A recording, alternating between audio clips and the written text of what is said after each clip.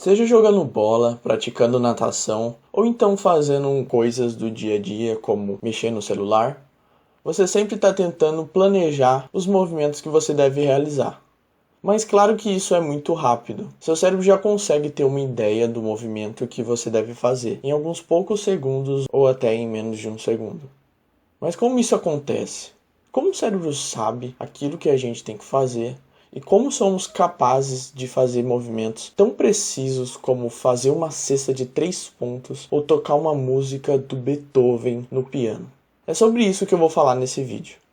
Esse vídeo faz parte de uma série de vídeos do canal que busca tentar explicar um pouco da neurociência básica, ou seja, como informações motoras são enviadas do cérebro para o nosso corpo e como as informações sensitivas recebidas do mundo são entendidas pelo nosso cérebro. Nesse vídeo falaremos sobre como o movimento voluntário acontece e como nos aperfeiçoamos em nossos movimentos e tornamos eles tão precisos. Para início de conversa, eu quero te apresentar o seu cérebro. Esse é um cérebro humano, parece bem real nessa imagem. Ele contém várias dobras e vários espaços entre cada dobra. Na verdade, o que foi descoberto primeiro no cérebro é que as funções do cérebro são divididas mais ou menos em regiões. Por exemplo, essa parte mais de trás do seu cérebro é chamada de área da visão. E lá que as informações visuais são processadas e você consegue ter uma noção daquilo que você está vendo. Já essa área mais lateral do cérebro é a área auditiva. Mas como estamos falando de movimento, eu queria te apresentar a área motora primária, que é essa área mais central aqui. Do lado dela temos a área sensitiva do corpo também. Lembrando que a base do nosso sistema nervoso é essa divisão motora e sensitiva. O que foi descoberto também é que cada região dessa área motora representa uma parte do nosso corpo. Ou seja, enquanto essa parte representaria, por exemplo, a movimentação do seu polegar, esta outra área mais inferior representaria o movimento da sua língua. E a maior parte das áreas do movimento tem a ver com os lugares do nosso corpo que mais mexemos, ou seja, as mãos e a face, principalmente lábios e língua da face. Mas, por exemplo, se você nascesse sem braços e aprendesse a escrever com os dedos do pé, com certeza a área para cada dedo do pé representaria como bem maior do que a área que representa os dedos do pé de uma pessoa que só usa os dedos do pé para caminhar e para manter o equilíbrio. Isso porque o nosso cérebro cria essa divisão em áreas do corpo de acordo com as partes do corpo que mais nos movimentamos, as partes do corpo que têm uma maior função. Daí começamos a pensar, como então o cérebro manda informações precisas sobre quais movimentos que devemos realizar, quais músculos devemos mexer e com quanta força devemos mexer esses músculos? Então eu quero que você entenda uma linha temporal de coisas que acontecem no nosso cérebro, desde eu querer me movimentar até eu de fato me movimentar. Então eu vou listar uma ordem de fenômenos e a partir desses fenômenos você vai entender como a informação circula até que o movimento aconteça. Então a primeira coisa que acontece é a vontade de você se movimentar. E essa vontade vem de algo que genericamente chamamos de motivação. E existem algumas áreas que controlam essa motivação. E elas fazem isso liberando um tipo de neurotransmissor importante, que é a dopamina. Essas áreas também estão relacionadas com as emoções e a atenção da pessoa.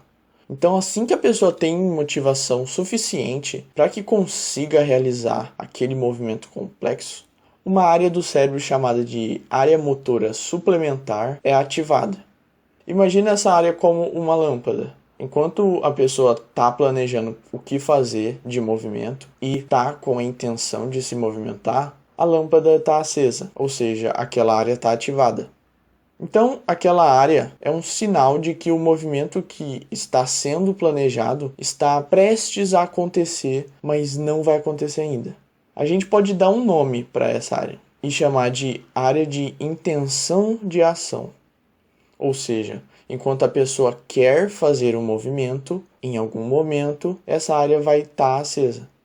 Enquanto a área motora suplementar está acesa, há o planejamento da ação, que acontece em outras áreas do cérebro, que a gente chama de área pré-motora. E daí precisamos falar de alguns outros elementos, na verdade 2, do sistema nervoso, que conversam com essa área pré-motora.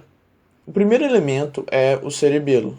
Eu já falei como ele funciona no vídeo sobre o panorama geral do sistema nervoso. E se você ainda não viu o vídeo, está em algum lugar nessa tela e também vai estar na descrição desse vídeo. Então, o que o cerebelo faz para ajudar no planejamento do movimento complexo é dar várias informações sobre aquilo que você aprendeu nas outras vezes que você tentou realizar aquele movimento, ou movimentos parecidos com aquele. Então, imagine uma pessoa que tentou fazer uma cesta de basquete. Quando ele acerta a cesta, o cerebelo guardou informações, e quando ele errou a cesta, o cerebelo também guardou informações. E essas informações ajudam na hora de tentar de novo fazer aquele mesmo movimento. Então, o circuito que acontece entre o cerebelo e o cérebro é: o cérebro manda informações sobre o movimento que ele está querendo fazer, que ele está planejando fazer, e o cerebelo modula essas informações, ou seja, ele vê as informações que são úteis para dar certo o movimento e quais as ideias erradas que o cérebro está tendo sobre aquele movimento. E vai tentar só deixar as melhores ideias de como realizar aquele movimento. Então está havendo uma retroalimentação do cérebro, com informações indo para o cerebelo e voltando para o cérebro meio que alteradas. Mas existe um outro elemento muito importante que está atuando durante o planejamento motor também. E esse elemento é os núcleos da base. Eles são, na verdade, estruturas que ficam na parte mais profunda do cérebro, ou seja, na base do cérebro, e por isso eles têm esse nome. E digamos que eles regulam o fluxo de energia e, no fim, então, o fluxo de informações que estão circulando pelo cérebro. Parece algo bem complicado de entender, mas a ideia principal é bem simples.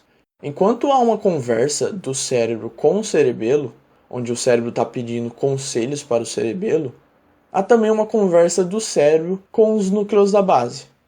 E essa conversa não é opcional, essa conversa é obrigatória. Entendo por quê.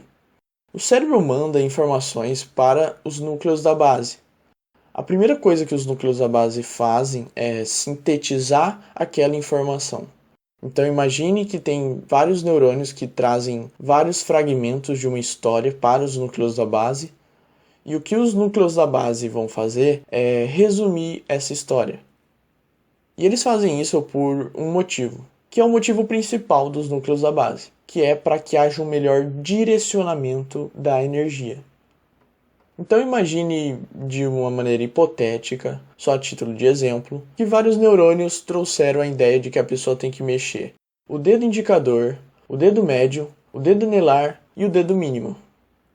O que os núcleos da base vão fazer é direcionar um monte de energia para algo mais simples, que é: a pessoa tem que mexer os dedos da mão menos o dedo polegar. E por quê? Porque em vez de eu usar 4 frações de energia com 4 informações, 4 comandos diferentes para realizar 4 movimentos, eu só estou usando energia para 2 informações, ou seja, 2 comandos, e que vão trazer o mesmo resultado. E com isso, cada uma dessas 2 informações, elas estão com mais energia, porque eu tinha 4 frações de energia e agora eu direcionei essas energias para só 2 informações. Então cada informação agora tem 2 frações da mesma energia. Mas daí entra a segunda função dos núcleos da base, que é pegar essas informações que estão resumidas e mandar para diferentes regiões daquela área pré-motora, que é a área que está planejando o movimento. Então no exemplo que eu usei, eu tinha 2 informações agora, cada uma com 2 frações de energia, e agora eu consigo transformar de volta em 4 informações, sendo um clone e um original de cada informação. E com isso eu consigo mandar essas informações de volta para a área pré-motora. Com isso, eu vou conseguir fazer com que essa área pré-motora tenha energia suficiente para as informações que importam, para que eu consiga fazer um movimento e que esse movimento tenha uma informação precisa de como deve ser feito. Uma outra hipótese é que, quando os núcleos da base estão recebendo informações, surgem em meio a essas informações algumas informações que nem são úteis. E eles conseguem, a partir desse novo direcionamento de energia, fazer com que a energia dessas informações inúteis sejam direcionadas para informações úteis. E com isso eu consigo planejar melhor meu movimento e ter mais energia para realizar aquele movimento. E por último, depois de eu ter a intenção de fazer o movimento, planejar aquele movimento e ter energia suficiente nas informações que eu quero me movimentar de um jeito certo, a lâmpada, que é a área motora suplementar, se apaga. E com isso eu consigo um gatilho de ação, que é a comunicação dessa área pré-motora que estava planejando todo aquele movimento para a área motora primária, que é a área que manda os músculos executarem aquele movimento, posteriormente na medula. E nesse momento, tudo o que eu planejei vai ser posto em prática. E se for um movimento relativamente lento, o cerebelo vai continuar trabalhando, vendo se as coisas estão funcionando como planejado e se o plano está perfeito. E se não estiver perfeito, ele vai planejando junto com a área pré-motora enquanto há a realização daquele movimento.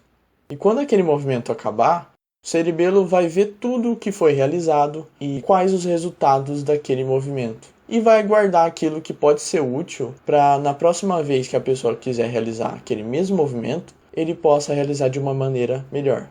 E isso a gente chama de aprendizagem motora.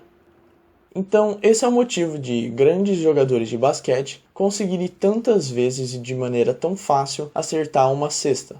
O cerebelo deles já sabe quais as informações que são úteis para a pessoa chegar ao resultado motor que ele quer. Isso de tantas vezes aqueles jogadores tentarem acertar aquelas cestas. E acertar e errar também aquelas cestas. Então, é verdade, a prática leva à perfeição.